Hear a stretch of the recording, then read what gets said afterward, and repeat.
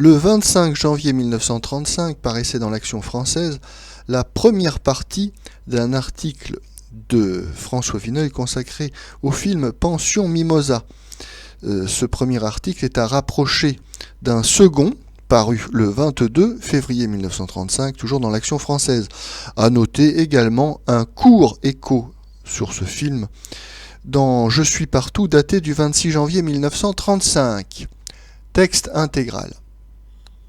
On vient de reprocher ici et là au nouveau film de M. Jacques Feder certaines réminiscences de scénario, certaines similitudes de situation avec quelques pièces, l'une entre autres de M. Tristan Bernard. Plusieurs confrères ont à peu près borné à ces parallèles leur critique de Pension Mimosa.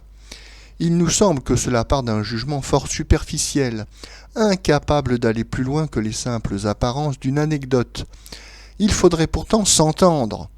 Lorsqu'on nous propose un film de cap et d'épée, Viva Villa par exemple, nous lui demandons un rebondissement perpétuel, des effets de surprise, bref, une histoire entraînante, puisque c'est la seule raison d'être de ces spectacles que nous sommes bien loin de dédaigner.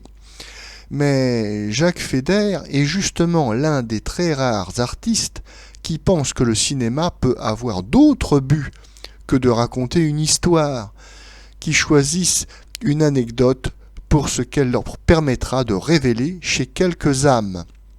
Regretter qu'une intrigue de Jacques Feder manque de piquant, c'est méconnaître toutes les recherches, toute la personnalité de l'auteur, qui est un analyste, le seul pour l'instant dans le cinéma français.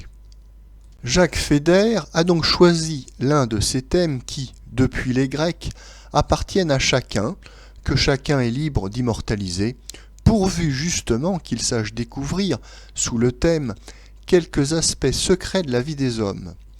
Si Feder a lui-même, avec la collaboration de son ami Spaak, écrit son canevas, c'est qu'il avait besoin, étant un psychologue réaliste, d'en bien définir toutes les circonstances. Tâche impossible lorsque l'on se contente d'adapter. Nous pensons donc que ce scénario de Pension Mimosa est en lui-même fort supérieur à celui du grand jeu que l'on a beaucoup loué, que Feder a transfiguré par la profondeur de son observation, mais qui cependant, par ses grandes lignes, son point de départ, ressortissait à une assez banale littérature de cinéma. Jugez-en. Après ce feuilleton, Pension Mimosa, c'est Phèdre, tout simplement. Mais une Phèdre qui s'ignore, qui ne pêchera pas, tandis que son Hippolyte, pour malheureux qu'il soit, est un assez mauvais garçon, aussi peu naïf que possible. Phèdre se nomme Madame Noblet. C'est une ancienne cantatrice qui n'a jamais dû avoir beaucoup de talent. Elle tient, la quarantaine sonnée, une pension de famille honnête, mettons de troisième ordre, à Monte-Carlo et à Menton. Monsieur Noblet, quand il ne l'aide pas à compter ses cuillères et ses serviettes de toilette, est inspecteur de salle au casino. Ni l'un ni l'autre de ces braves gens n'ont jamais touché une carte ou une plaque de baccarat de leur vie. Aussi, le petit Pierre est-il sérieusement admonesté quand il découvre une roulette en miniature dans sa poche. Le petit Pierre est un joli gamin de 12 ans qui appelle les époux Noblet parrain et marraine et qui a été recueilli par eux quand on a mis son père en prison. Le père revient chercher l'enfant le jour de sa première communion. 10 ans plus tard, Pierre est de nouveau seul dans la vie. De Paris, il écrit souvent à la Pension Mimosa pour demander de l'argent. Tant d'argent que le parrain et la marraine s'inquiètent à la fin. D'autant que le garçon ne parle toujours pas de travailler. Il a été dans les autos quelque temps, mais il y a la crise. Madame Noblet décide d'aller voir à Paris ce qui se passe. Elle trouve Pierre dans un hôtel borgne, parmi ses compagnons d'existence, souteneurs, piliers de tripot du quartier de l'Étoile. Le filleul vient de recevoir une sévère correction dans un cercle pour les beaux yeux de Nelly, la maîtresse du tenancier. Il habite une chambre désolée, souillée par on ne sait quelle orgie, mais il a 12 complets dans son armoire de bois blanc. Madame Noblet veut l'arracher à cette pègre, l'emmène à la pension Mimosa. On lui trouve un gagne-pain qui lui plaît. Il vend des autos de luxe dans un grand garage. Mais il lui faut Nelly, qui est elle-même traquée par sa bande. Nelly arrive. Les bons Noblets, dans leur ingénuité, escomptent une fin bourgeoise de l'aventure. La fastueuse Nelly, bien entendu, ne s'habitue pas au train-train de la pension, ne fait aucun cas des modestes salaires de Pierre. Avec la divination féminine, elle s'est vite aperçue de la vérité, qu'il y a un fond trouble à l'amour maternel de Madame Noblet. C'est entre les deux femmes une lutte sourde de jalousie. On sent que Madame Noblet est à la fois ulcérée en voyant que Nelly trompe son cher Pierre, sournoisement, heureuse à la pensée que cette infidélité éloignera peut-être l'enfant de la fille fatale. La situation s'envenime. Madame Noblet, pendant une absence de Pierre, télégraphie à l'ancien protecteur de Nelly. Il accourt et l'emmène sur le champ. Pierre, en rentrant, trouve la chambre vide, alors qu'il vient de se déshonorer pour sa maîtresse.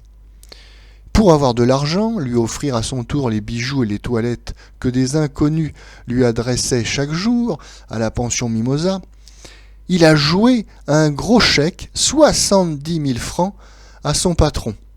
Il a tout perdu, et Nelly n'est plus là. Il s'enferme dans sa chambre. Madame Noblet, pour la première fois de sa vie, entre au casino, jette 10 000 francs sur la roulette, regagne 5 ou 6 fois ce que Pierre a dilapidé. Mais quand elle revient, Pierre s'est empoisonné.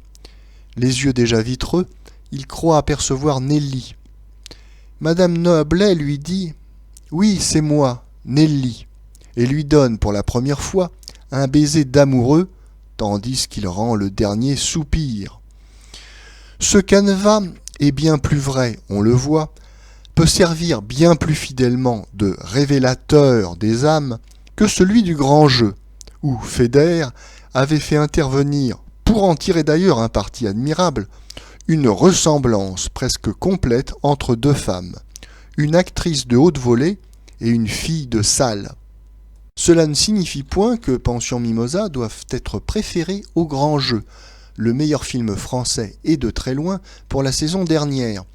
Pension Mimosa est du même style concentré, portant vraiment une signature, alors que presque tout le cinéma d'Europe ou d'Amérique, même quand il est bon, redevient anonyme.